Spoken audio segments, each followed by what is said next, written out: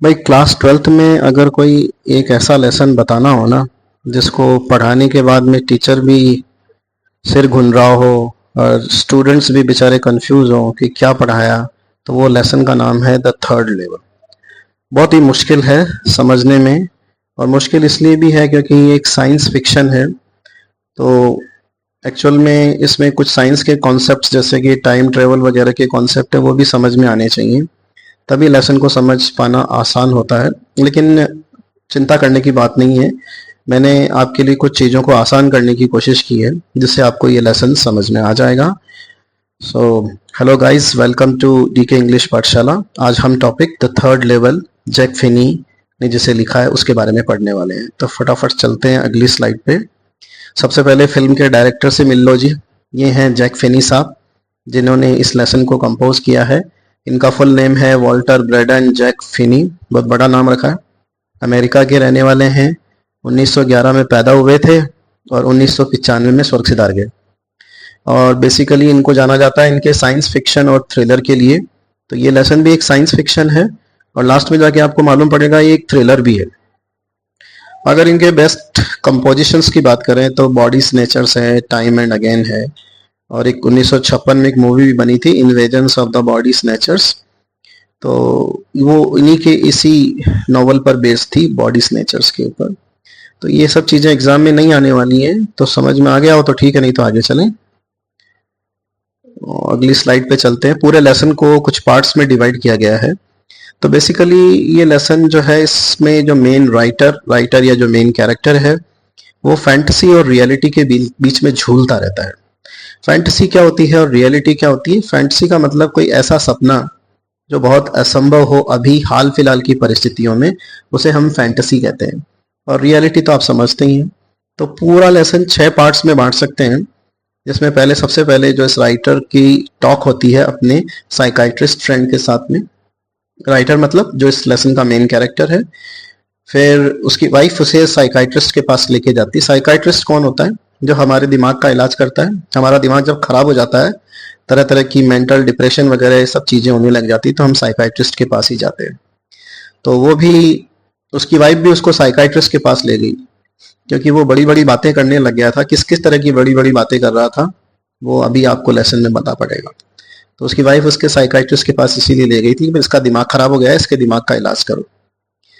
तो राइटर ने वहां पर पूरी बात बताई कि कैसे वो थर्ड लेवल पर पहुंचा, यानी अपनी बीमारी के बारे में बताया उसने।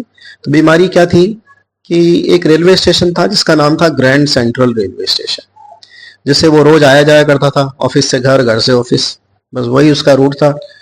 तो उसको ये लगता था कि ये जो ग्रैंड सेंट्रल रेलवे स्टेशन है, इसके 2 स्टोरीज नहीं है, केवल 2 मंजिल नहीं है, बल्कि इसकी तीसरी मंजिल भी है जिसके बारे में किसी को पता नहीं था। और ये बार बार अपनी वाइफ से इसका जिक्र करता था। इसीलिए इसकी वाइफ इसको लेके आई इस दिमाग के डॉक्टर के पास में। वहां फिर उसने अपनी फैंटेसी का कन्फेशन भी किया कि उसके साथ में ये पहली बार नहीं हुआ कि वो थर्ड लेवल का क्लेम कर रहा है। इससे पहले भी वो कई बार थर्ड लेवल पर जा चुका है। फिर वो थर्ड लेवल का डिस्क्रिप्शन देता है कि थर्ड लेवल कैसा दिखता है।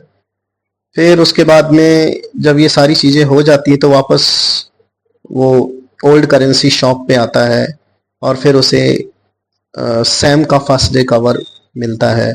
तो ये सैम जो है उसका एक फ्रेंड है। और फर्स्ट डे कवर क्या होता है? फर्स्ट डे कवर नाम है, फर्स्ट डे कवर एक्चुअल में लेटर को कहते हैं। तो उसे अपने फ्रेंड सैम का लेटर मिलता है। तो ये सब चीजें हैं। तो साइकाइट्रिस्ट के पास में ले गई उसकी वाइफ उसे। तो साइकाइट्रिस्ट ने उसका किस तरह से उसके बारे में बात की और फिर कैसे उसने थर्ड लेवल के बारे में बताया, ये सब चीजें इसमें मेन पार्ट्स हैं इसके 6। चलिए फटाफट अगली स्लाइड पे चलते हैं।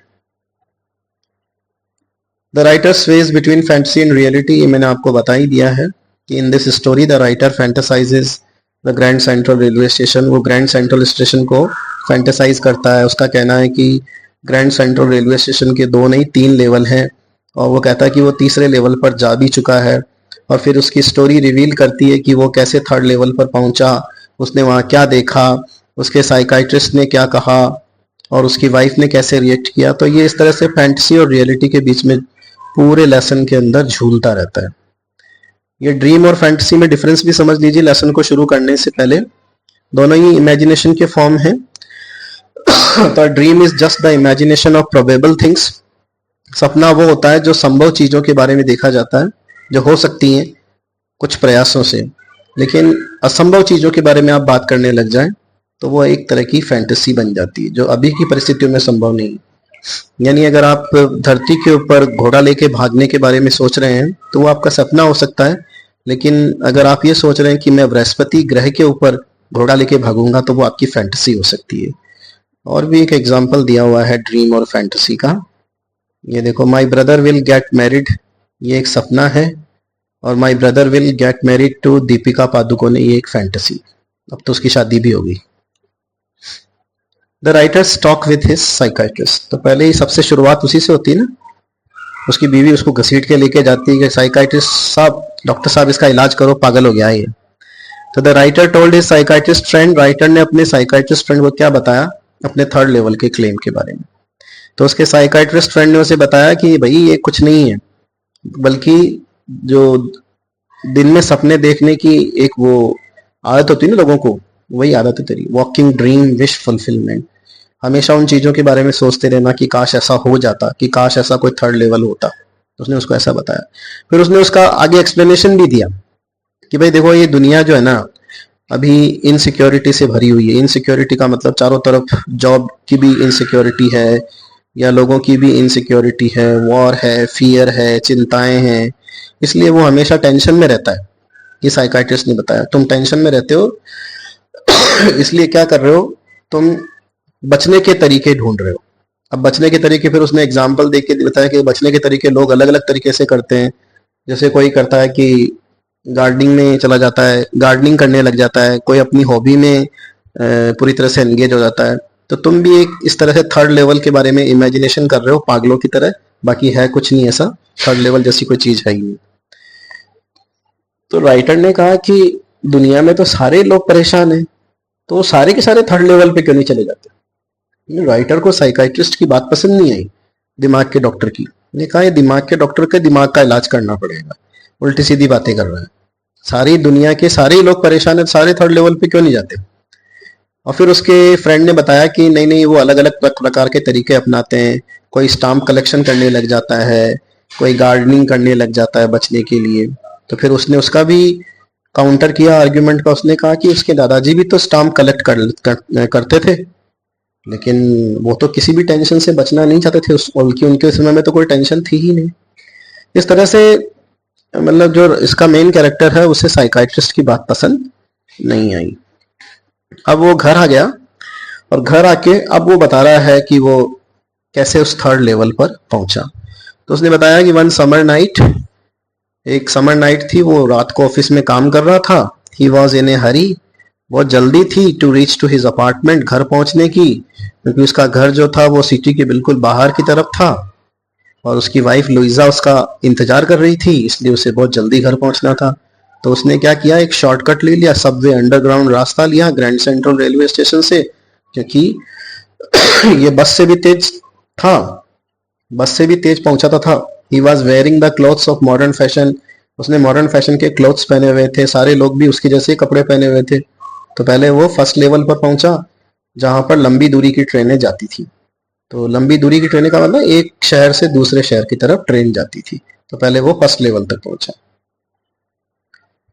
फिर then he walk down to the second level, फिर वो सेकंड लेवल पर पहुंचा जहां पर सब अर्बन ट्रेन्स जाती थी। सब अर्बन ट्रेन्स कौन सी होती है, वो ट्रेन्स जो शहर के एक किनारे से दूसरे किनारे पर, जैसे मेट्रो ट्रेन्स, वहां पहुंचा। फिर सेकंड लेवल पर उसे एक आर्च्ड डोरवे मिला। आर्च्ड डोरवे का मतलब एक गोल गोल दरवाजा नहीं होता, लोगों के स्वागत के लिए बना जाता है, लोग ब्याह शादी में भी लगाते हैं, कोई गोल लगाता है, कोई दूसरे शेप का लगाता है। तो उसे वहां पर एक आर्च डोरवे मिला, हेडिंग फॉर द सबवे, वो भी किसी सबवे में जा रहा था। वो उसके अंदर घुस गया, और उसके बाद में उसको पता नहीं, वो तो गुम गया, उसके अंदर खो गया। The subway began angling left, वो सबवे कभी तो लेफ्ट की तरफ मुड़ रहा है, कभी स्लांटिंग डाउनवर्ड, कभी नीचे की तरफ जा रहा है। उसे लगा भी सही कि समथिंग वाज रॉन्ग, कि कुछ तो गड़बड़ थी, लेकिन वो चलता रहा। रास्ते में उसे कोई नहीं मिला। फिर अचानक क्या हुआ, टनल ने एक बहुत शार्प टर्न लिया, टनल का मतलब सुरंग, और वो एक ओपन स्पेस में पहुंच गया। और जैसे उसने उस ओपन स्पेस को देखा, उसे एहसास हो गया कि ये है इसका थर्ड लेवल, जो किसी को आइडिया नहीं। His confession of his fantasy, तभी वो अपनी फैंटेसी को कन्फेस भी करता। बोले उसके साथ में ये आर्च्ड डोरवे जो है ना, ये उसके लिए कोई नया नहीं है। इस टनल से वो बहुत बार गुजर चुका है। कभी वो रूजवेल्ट होटल की लॉबी में पहुंच गया था, कभी एक ऑफिस में पहुंच गया था जो 46th स्ट्रीट में थी, 3 ब्लॉक दूर थी। और उसे लगता था कि ग्रैंड सेंट्रल रेलवे स्टेशन एक बड़े से पेड़ की तरह है, जिसमें से नए नए कॉरिडोर और नए नए स्टेयर केसेस निकल रहे हैं जड़ों की तरह। और उसने अपने साइकाइट्रिस्ट फ्रेंड को इसके बारे में कभी भी नहीं बताया था। तो वो खुद भी स्वीकार कर रहा है कि बोले मैं तो कई बार जा चुका हूं और हर बार मुझे एक नया नज़ारा देखने को मिलता है, लेकिन इस स्टेशन का जो थर्ड लेवल है वो मुझे पहली बार देखने को मिला, बहुत देर बाद आए। अब वो थर्ड लेवल का डिस्क्रिप्शन करता है। अब उसको कैसे मालूम पड़ा कि ये थर्ड लेवल है और इससे अलग है? तो उसने देखा कि rooms on the third level were smaller. अब एग्जाम में क्वेश्चन आ जाता है कि how did the writer come to know that he had reached at third level, तो उसके आंसर में आपको ये सब पॉइंट्स लिखने पड़ेंगे। उसने देखा कि थर्ड लेवल पर जो कमरे थे वो भी छोटे थे, टिकट विंडोज बहुत कम थी, ट्रेनों के दरवाजे बहुत कम थे, इंफॉर्मेशन बूथ यानी इंक्वायरी बूथ जो था सेंटर में वो लकड़ी का बना हुआ था और पुराने फैशन का था। जो आदमी था बूथ के अंदर, उसने ग्रीन रंग की आई शेड्स पहनी हुई थी। आई शेड्स आई स्लेशेस होती हैं जो फैशन के लिए डेकोरेटिव आइटम के रूप में मेल्स भी पहनते थे उस समय। लॉन्ग ब्लैक स्लीव प्रोटेक्टर्स भी पहने हुए थे उसने। तो ये जितने भी कपड़े थे ये पुराने जमाने के थे, पुराने फैशन के थे। तो उसे लगा कि यार ये तो पुराने जमाने का मामला है, तो इसीलिए उसने उसको थर्ड लेवल बोला। लाइट्स बहुत डिम थी और फ्लिकर कर रही थी। फ्लिकर करने का मतलब रह रह के टिमटिमा रही थी, क्योंकि वो लाइट थी ही नहीं। वो क्या थी? गैस लाइट थी, तो इसलिए इलेक्ट्रिसिटी नहीं थी वहां पे। तो ये भी उसको एक तरफ इशारा कर रही थी कि वो कहीं अलग ही दुनिया में आ गया है, जिसे उसने थर्ड लेवल का नाम दिया। There were brass spittoons on the floor, फर्श पर वो पीतल के बने हुए थूकदान पड़े हुए थे। उसने एक आदमी को देखा, उसने अपनी सोने की घड़ी निकाली अपनी बनियान की पॉकेट में से, वो भी ओल्ड फैशन थी। उसने देखा लोगों ने पुराने जमाने के कपड़े पहने हुए थे और लोगों ने, जितने भी लोगों ने मूछें रखी हुई थी, सबकी हैंडल बार मुस्टाच थी। अब ये हैंडल बार मुस्टाच क्या होती है? ये सामने की तरफ तो सीधी होती है और फिर साइडों में से नीचे की तरफ चली जाती है। हैंडल बार जैसे हैंडल होते हैं ना साइकिल के हैंडल, साइकिल के हैंडल का आप ऊपर से देखो तो वो दिखाई देगी आपको, उस तरह की मुस्टाच थी। और साइड बंड्स, बड़ी बड़ी कलमे लोगों ने रखी हुई थी। तो ये सब पुराने जमाने के लोग थे। उसने एक ओल्ड स्टाइल रेलवे इंजन भी देखा वहां पर। फिर उसे अचानक से एक ऐसी चीज दिखाई दी जिससे उसको कंफर्म हो गया है कि पक्का वो किसी पुराने जमाने में है। और वो क्या था? Newspaper world. न्यूज़पेपर का नाम था वर्ल्ड, जो काफी समय से पब्लिश नहीं हुआ था। और एक आदमी उस अखबार को पढ़ रहा था और उस पर डेट लगी हुई थी 11 जून 1894। तो ये उससे उसको कंफर्म हो गया कि वो थर्ड लेवल पर आ चुका था। अब वो थर्ड लेवल पे आ तो गया था, तो उसके दिमाग में एक सपना था कि काश वो गेल्सबर्ग जा पाता। गेल्सबर्ग पुराने जमाने में एक सिटी हुआ करता था जो अपनी बड़ी बड़ी इमारतों और बड़ी बड़ी ग्रीनरी के लिए, नेचुरल ग्रीनरी के लिए जाना जाता था। तो उसे 2 टिकट खरीदने थे गेल्सबर्ग के। यार मैं थर्ड लेवल पे आ तो गया हूँ, चलो ऐसा करता हूँ मेरे लिए और मेरी वाइफ के लिए गेल्सबर्ग के टिकट खरीद लेता हूँ, क्योंकि अभी जो है टिकट्स बहुत सस्ते मिल जाएंगे थर्ड लेवल पे। तो he always wanted to go to Galesburg. Galesburg जाना था क्योंकि गेल्सबर्ग बहुत वंडरफुल पीसफुल टाउन था, जिसमें बड़े बड़े पुराने टाइप के घर हैं, ह्यूज लॉन्स हैं, बता ही दिया मैंने आपको। तो गेल्सबर्ग तो वर्तमान में भी एग्जिस्ट करता होगा उसके, लेकिन वो उस समय टिकट इसलिए खरीदना चाह रहा था कि गेल्सबर्ग के टिकट उस समय बड़े सस्ते थे। When he wanted to buy the 2 tickets, जब उसने 2 टिकट खरीदने थे, he wanted to pay with the currency he had, तो उसके पास में जो पैसे थे उसने उससे पे करना चाहा, लेकिन करेंसी तो न्यू थी और वो क्लर्क तो पुराने जमाने का था। तो इसलिए बुकिंग विंडो पे उसने रिफ्यूज कर दिया और उसको धमकाया, भाई तो मुझे तो नकली पैसे दे रहा है, पुलिस को बुलाता हूँ अभी। और जैसे ही पुलिस का नाम सुना वो तो वहां से भाग लिया, और ऐसा भागा कि पीछे मुड़ के देखा ही नहीं।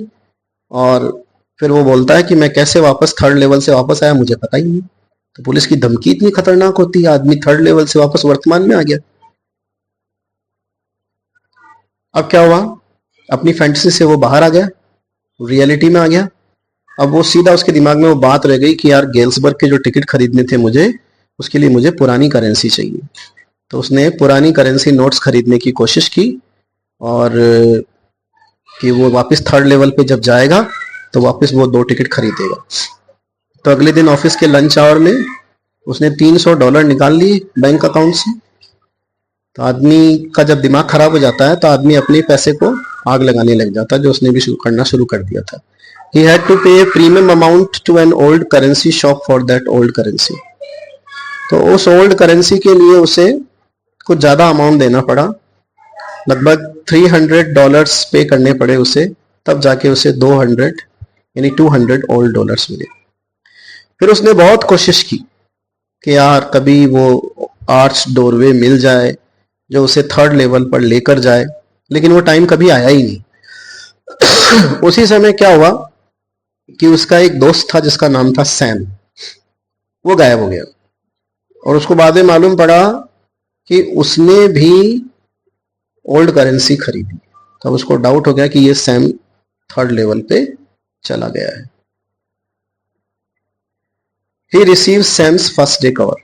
अब एक रात क्या होता है कि वो तो थर्ड लेवल को ढूंढ रहा होता है, अपनी सपनों में खोया हुआ होता है, और अपने जो दादाजी के स्टाम्प होते हैं उनको देख रहा होता है।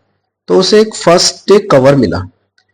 अब फर्स्ट डे कवर क्या होता है, देखो, when a new stamp is issued, जब नया स्टाम्प इश्यू होता है तो स्टाम्प कलेक्टर क्या करता है, जो स्टाम्प को खरीदने वाला होता है वो उस स्टाम्प को खरीदता है और उसको एक लिफाफे के ऊपर पेस्ट करता है, उसके अंदर एक खाली लिफाफा डालता है, और फिर उस लेटर को अपने आप को पोस्ट कर लेता है। उस लेटर को कभी खोलता नहीं है, उसी को फर्स्ट डे कवर कहते हैं। तो फर्स्ट डे कवर की क्या क्या खासियत हुई, एक तो ये नए स्टाम्प के इश्यू होने पर ही माना जाता है। तो क्या करता है, स्टाम्प खरीदते हैं और उसे एक एनवलप के ऊपर पेस्ट करते हैं, उसके अंदर एक खाली लेटर डाल देते हैं और फिर उसी को अपने आप को ही मेल कर लेते हैं। मेल करने का मतलब अपने पते पर ही भेज देते हैं और फिर उसको सेफ रखते हैं अपने रिकॉर्ड में। तो ये फर्स्ट डे कवर होता है। तो उसको एक रात क्या हुआ कि सैम का लिखा हुआ फर्स्ट डे कवर मिला, और सरप्राइजिंगली उस लेटर के ऊपर उसके ग्रैंडफादर का एड्रेस था।